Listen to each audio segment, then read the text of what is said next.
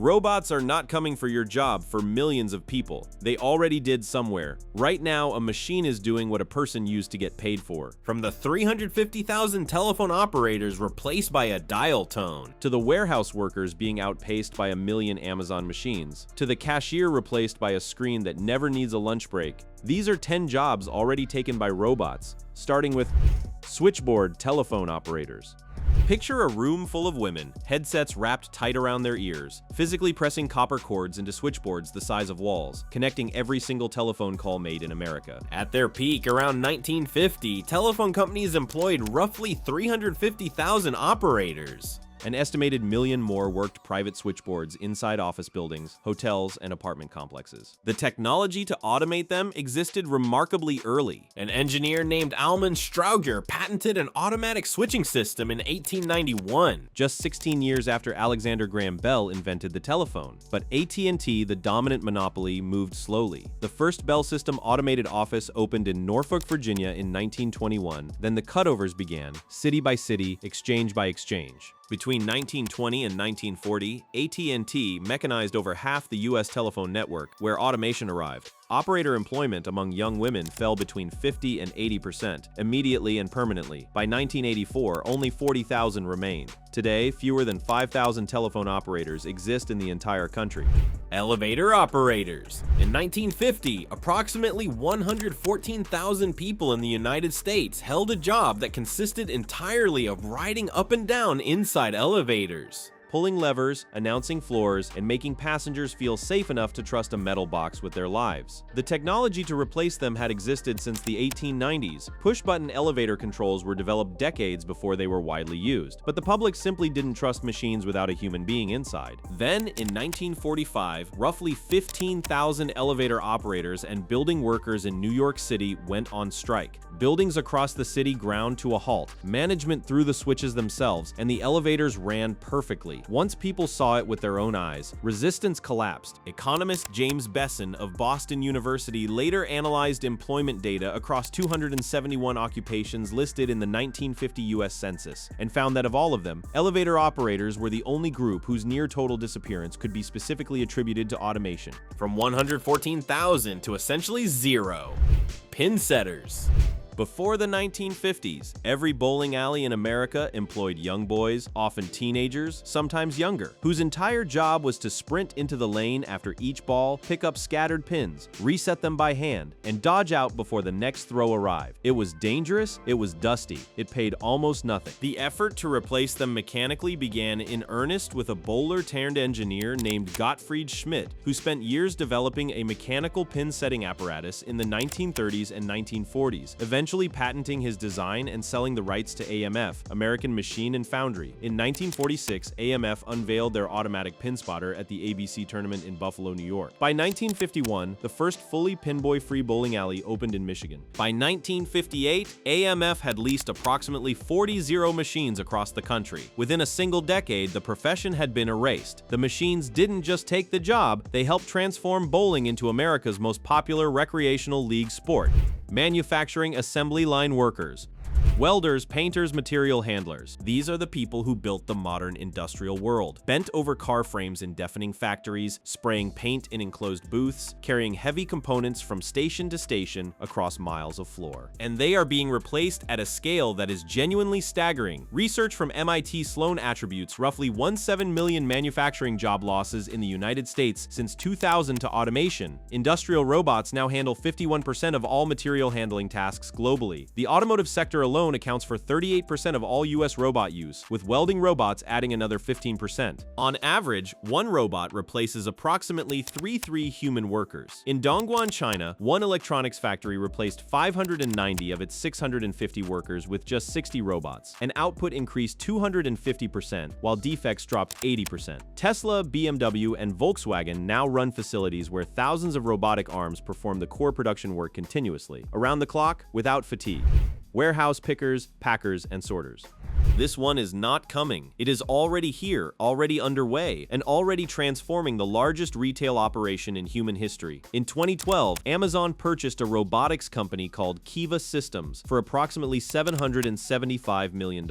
That single acquisition seeded what is now an internal robotics division operating over 1 million robots across Amazon's fulfillment centers worldwide, a figure that approaches parity with the company's entire human workforce. These machines don't merely assist workers. They carry entire shelving pods to stationary pickers, eliminating the miles of walking that employees once logged every shift. Amazon's newer systems, Sparrow and Vulcan robotic arms, are being trained to handle irregular items once reserved for human hands. Internal projections reportedly anticipate automation, eliminating the need for hundreds of thousands of warehouse roles in the years ahead. The industry has still grown overall because e-commerce has grown faster, but the average number of human employees per Amazon facility has already reached its lowest point in 16 years.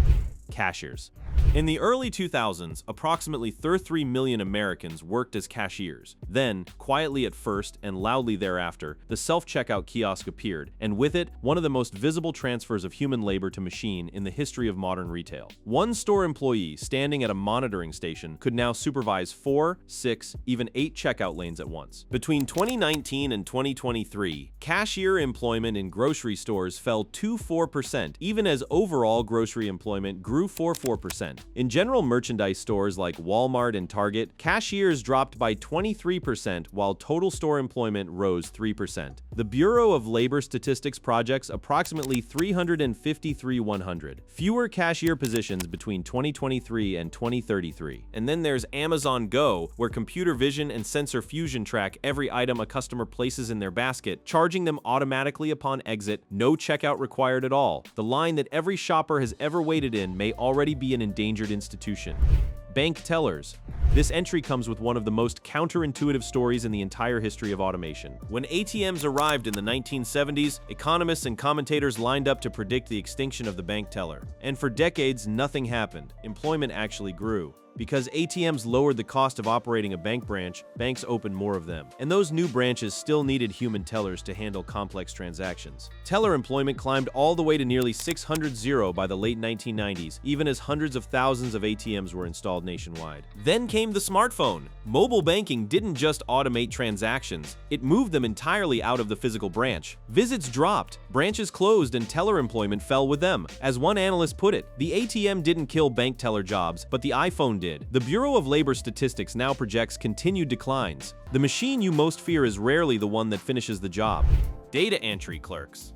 For decades, entire floors of office buildings were filled with people performing one single task, reading a piece of paper and typing what it said into a computer. Invoices, insurance forms, government records, personnel files. It was tedious, essential, and extraordinarily labor-intensive work. Then came optical character recognition, which allowed machines to read documents automatically. Then robotic process automation, which chained those readings directly into database entries without any human in between. Then AI-powered document processing, which learned to handle messy, non-standard documents that earlier systems could not. The Bureau of Labor Statistics now projects a 23 to 26% decline in data entry key employment between 2022 and 2032, one of the steepest drops of any administrative occupation in the country. Some risk models place the automation probability for this role at 85 to 98%. One mid-sized insurance company replaced 3 full-time data entry clerks with a single part-time reviewer overseeing an automated pipeline. They stopped backfilling the positions entirely.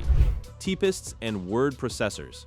Before the personal computer, large organizations routed their paperwork through dedicated typing pools. Entire rooms of women whose professional identity was measured entirely in words per minute. When IBM's Selectric typewriter arrived in 1961, it was considered a marvel of efficiency. When dedicated word processing machines from companies like Wang Laboratories emerged in the 1970s, a single device could replace the output of several full-time typists. But the true disruption came in the 1980s and 1990s, when personal computers running WordPerfect and Microsoft Word put document creation power on every desk in every office in America. Executives began drafting their own emails. Lawyers wrote their own briefs. The typing pool quietly dissolved. From a peak of hundreds of thousands of workers, the occupation shrank to approximately 40 by recent estimates. The Bureau of Labor Statistics projects a further 36.1% decline by 2034, among the fastest falls of any occupation on any government list. Fewer than 2,200 annual job openings remain, and most are replacements, not growth.